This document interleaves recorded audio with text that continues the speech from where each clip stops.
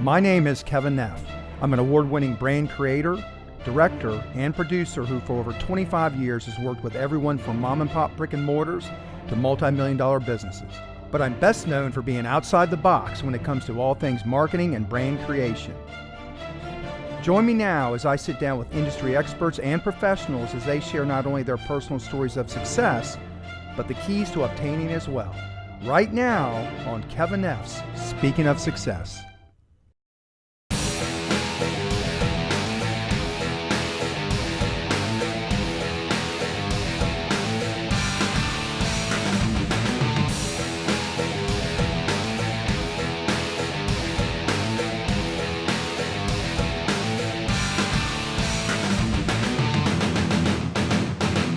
Well, Bob, thanks for joining me today. Yeah, it's great to be here, buddy. Yeah. Well, first of all, I just want to say before we even get started that really going to be a tough interview for me to do with you because you must have the best voice of anybody I think I've ever dealt with. I'm probably going to sound like a squeaky mouse in this piece, but I'll make you sound better. I'll talk high pitched. How about that? No, please don't do that. That'd probably be a good place to start. Whenever I hear a voice like yours, the first thing I think of is talent or radio. Have you ever done things like that in the past, like voiceovers or radio? Or Actually, I have not. Has anybody ever said that to you before? No, I have had many comments about my voice, but other than speaking or teaching, I've never done anything with my voice. Well, and I certainly don't sing, just for the record. I'd like to think I do, but I've been told otherwise. But bringing up your voice is a very important arrow in your quiver of what you do for a living, isn't it? Yeah, absolutely. And can you share a little bit of that? Sure. Well, I've been a speaker. I was a pastor for 27 years.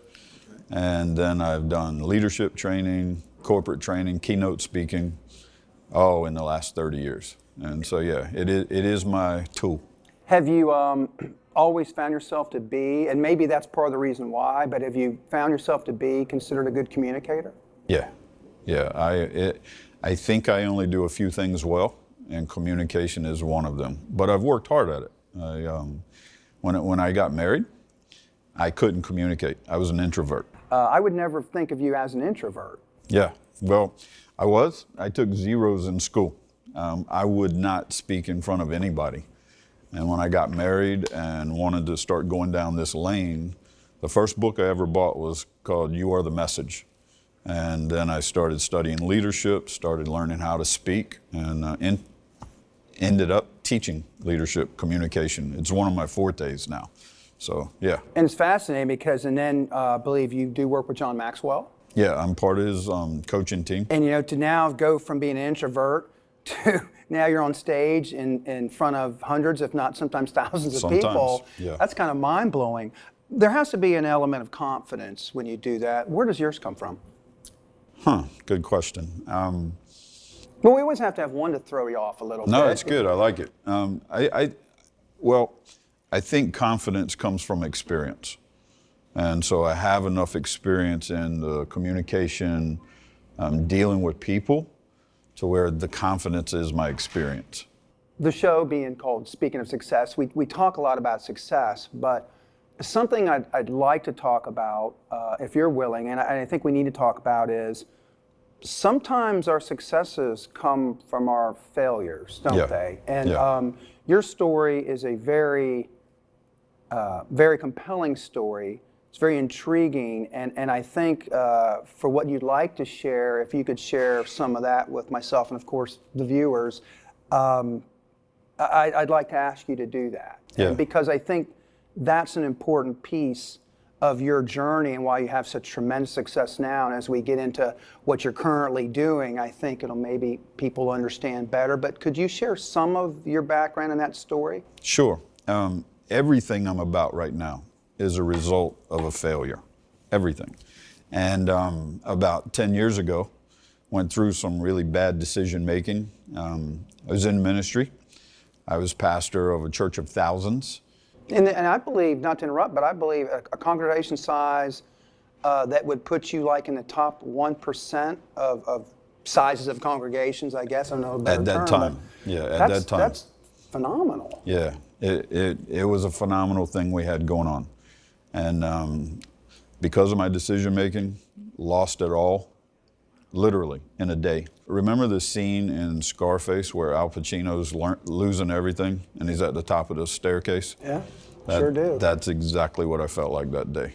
There wasn't a thing I could do about it. I created it. But anyway, so out of that, I did some really deep searching.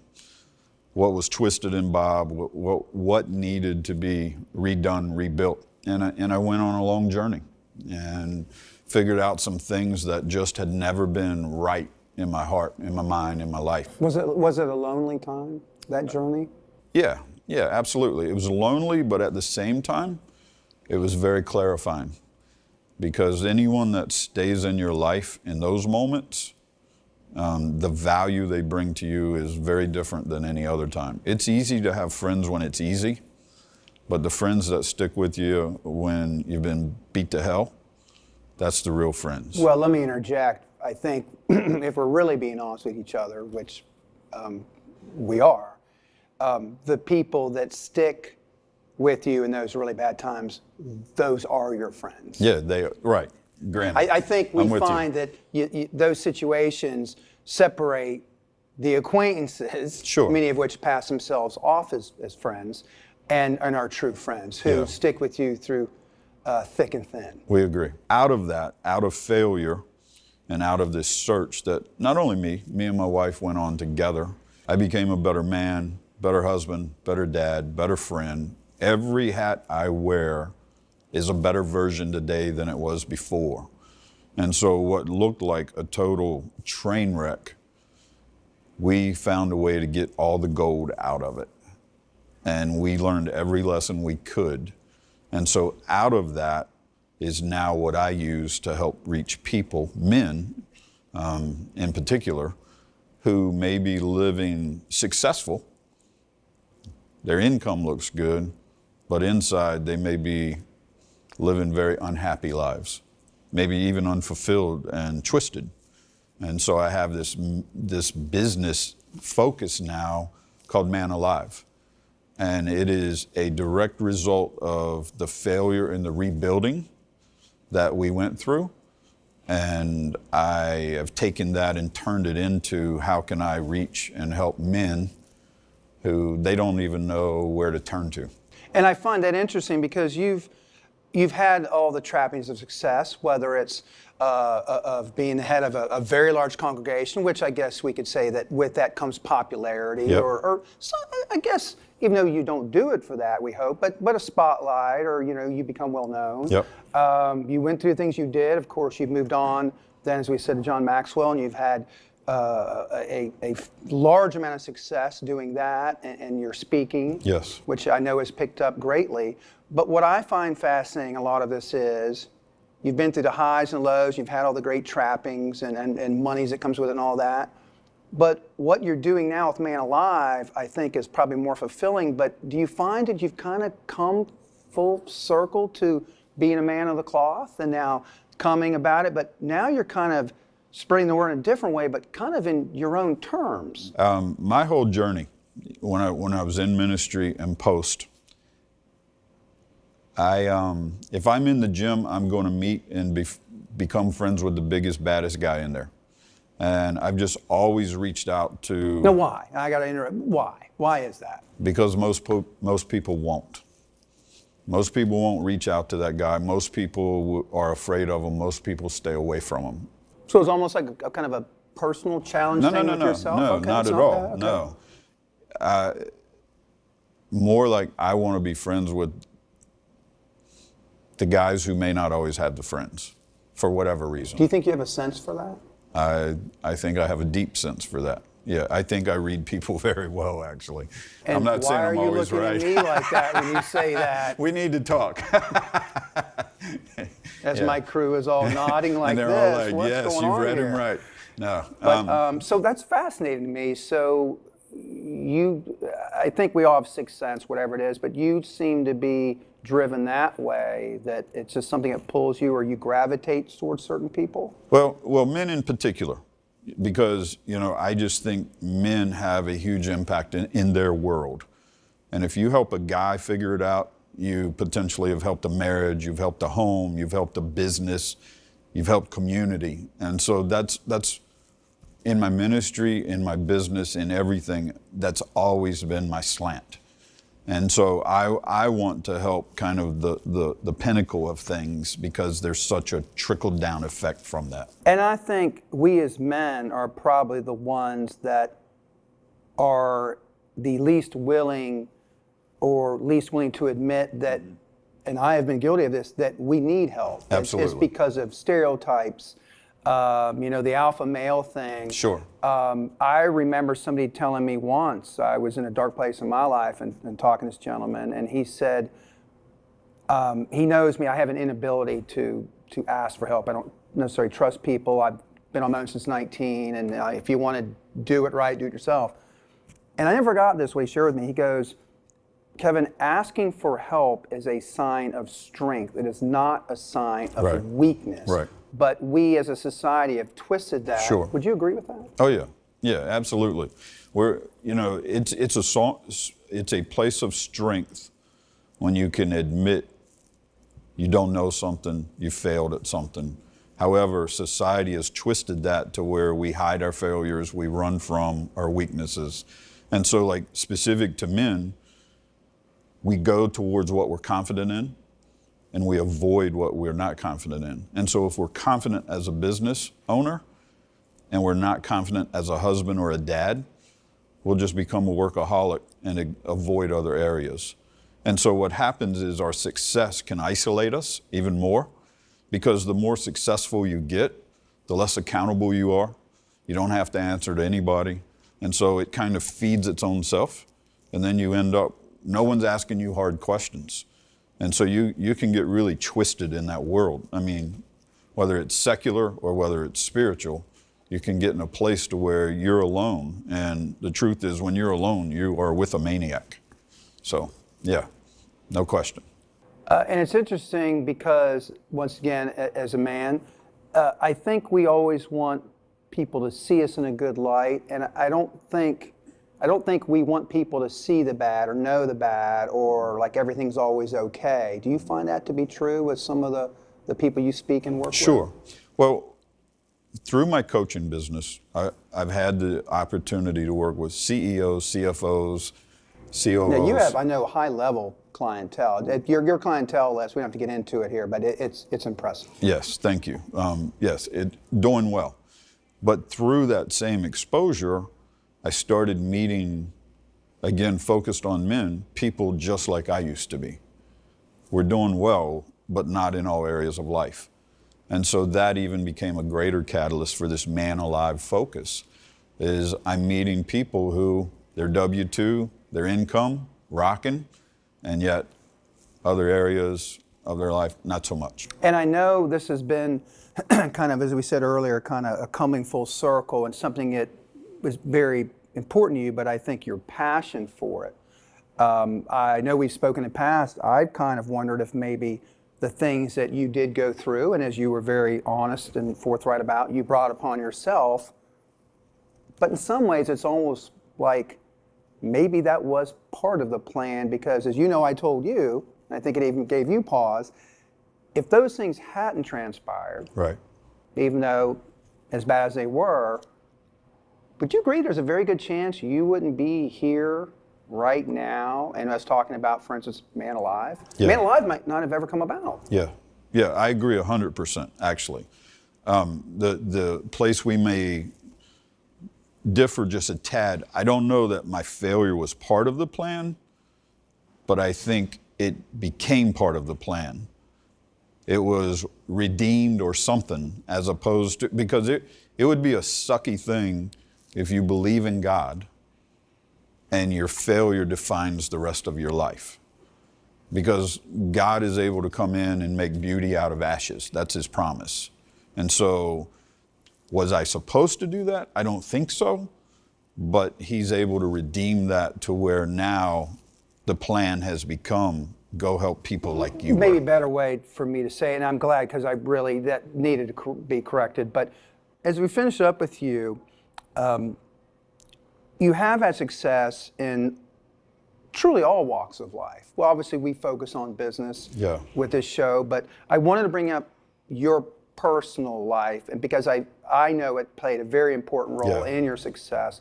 But if you were to give someone your personal keys to success, whether it's in life, marriage, business, what would they be in your opinion?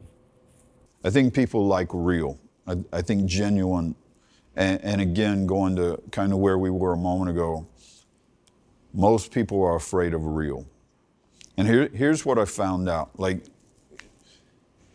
the more difficult the conversation, the greater intimacy it can lead to. And so when you have a hard conversation with somebody, whether it's man to man, man to wife, whatever, you grow closer.